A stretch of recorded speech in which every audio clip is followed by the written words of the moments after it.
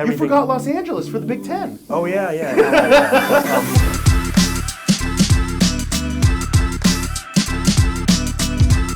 Let's talk a little SEC and Big Ten real estate.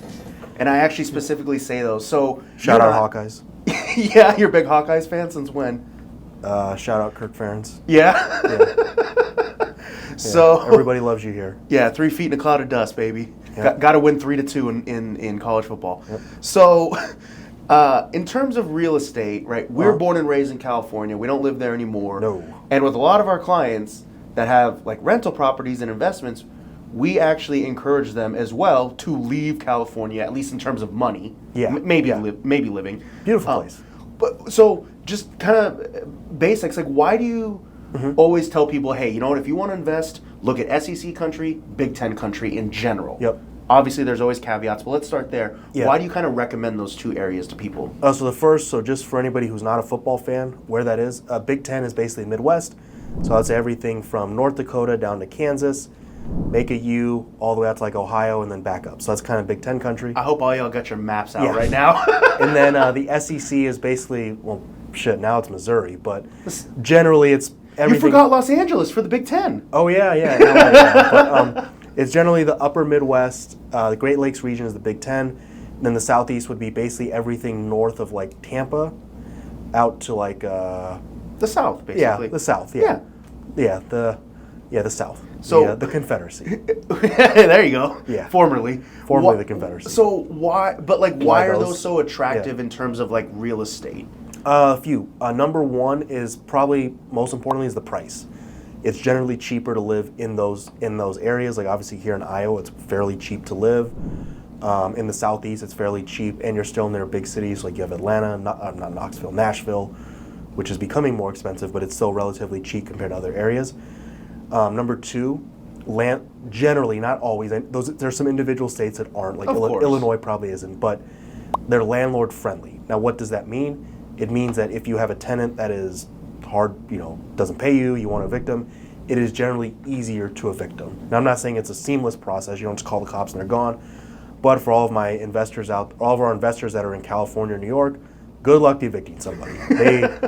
Good luck. That's going to take at least a year, if not more, whereas in these states, it's generally less. So that makes sense in terms of like business-wise, like it's a little bit more like in my favor as the investor. Yeah. So that makes sense. Right away, I'm locked in. Like, yeah, I want that. It sounds like you're ready to spout off another one. Go ahead. The last one was generally in these states, again, not every single place, you're going to have a more favorable building to land ratio, which means that the property taxes there are taxed mostly on the building and the land. Now, I'm not going to get into specifics of why that is, but just know for tax reasons, that's actually a huge advantage because we get a lot of people that buy homes in California like, oh, I bought it for all these tax benefits.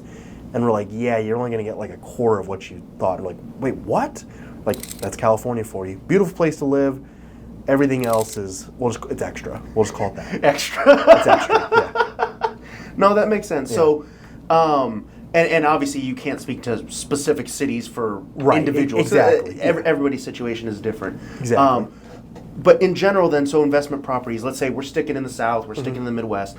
What are a couple things that somebody should kind of look for in terms of getting a property there? So for example, yes, price and all that good stuff, but should they look at a big city like Atlanta or maybe like a second tier one, kind of like Nashville? I know it's getting bigger and bigger. Yeah. Or like Austin, right? It's kind of still maybe a little bit behind like that. Like, what would you recommend for somebody to look at? Some things like that. Yeah. Actually, I would probably say a second tier city. It would be like, we'll use like Alabama as an example, like Montgomery. It's not huge, but you've heard of it. They have a double A. Or Birmingham or... Yeah, like that. So like Atlanta would be, like Nashville might be a first tier. But something like that.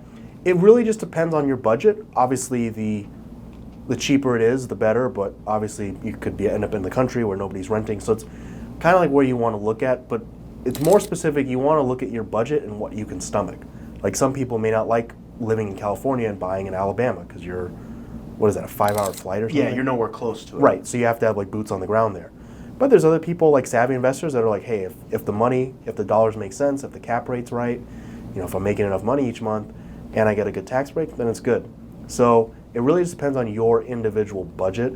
and what you want to look for. One thing that I always tell people, which is underrated, buy places near hospitals. Why? Travel nurses. I'm being serious. Yeah, no, that makes sense. And the reason is, like, typically they're only there for like maybe a few months, maybe a year most, and they're not going to buy a house. They're always going to need to rent. Like, if you're a travel nurse trying to be like, oh, I'm going to buy a house here, it's like, that's highly unlikely. So you're always going to have people. Yeah, what are they, minor league baseball players? And you're going to have consistent, right? Because when they leave, somebody else is coming, and you can actually contract out with those specific hospitals, or maybe they have, like, we have well, he's not a client, but he's a friend of ours. We know another CPA in Dallas. He rents out to business. He has short or midterm rentals, and he's in Dallas, which is, cheaper, which is kind of in that Big Ten, or now it's SEC. Well, now it's SEC, yeah. It's in that country where it makes sense. Like, I don't think he would do that same thing in, like, California or New York. One, he couldn't afford it, and two, the laws would just be crazy. Yeah. Okay, that makes sense. So in terms of rental real estate, obviously everything I heard was, Drew, you need to go to this specific address in this city and buy it for this much. 123 Main Street, Montgomery. Yep. No, obviously everyone's situation is a little bit different, which is why you always tell people, like, hey, it doesn't have to be me, but you got to work with somebody. Yep. Before you buy any property or any big investment, as dumb as this sounds, always ask your tax advisor, because you don't have to go into detail. Just like, hey, like, I'm thinking about doing this. What are the tax hits? Because we can stop you, or not stop you, but we can warn you. Because the worst thing that can happen is we had a client that went out and bought a real estate property, and he almost did, and actually the advice I'm going to give, actually he loved it, that's why he signed with us. He was ready to buy this big property, and we're like, hey, it's not going to be the tax benefit that you think. And he's like, I'm glad that you said that, because I almost bought it. I was ready to pull the trigger. And we stopped, and hopefully, some of you guys watching this out there, you're like, yeah, like, I need to talk to a tax guy. I don't want to just be buying big things and, like, having no deal, because once the ink dries, it's over. So you always want to be talking to somebody. All right, that makes sense. So if people want to work with you or call your cell phone directly, which we're obviously going to put out in this video. Just kidding. What's kind of like the easiest way for people to kind of dip their toes and start learning from you or working with you if ultimately that's their goal? Yeah. The biggest way, obviously, hit subscribe and like and all that stuff and share it, and social media and all that. But the easiest way actually is going to be signing up for our email list, which is going to be down in the video or in the description below. I believe that's where it is, or it might be on the screen. Join that link, sign up. There's all kinds of funny stories. Half the stuff is pretty funny. Half the stuff is serious. I think they come out 3 times a week? Right now it's 3 times, yep. Yeah, so 3 times a week. You get some really good tax tips, some funny stories, and there's always going to be a link in there, call to action, where you'll be able to get in touch with us, and that's the easiest way.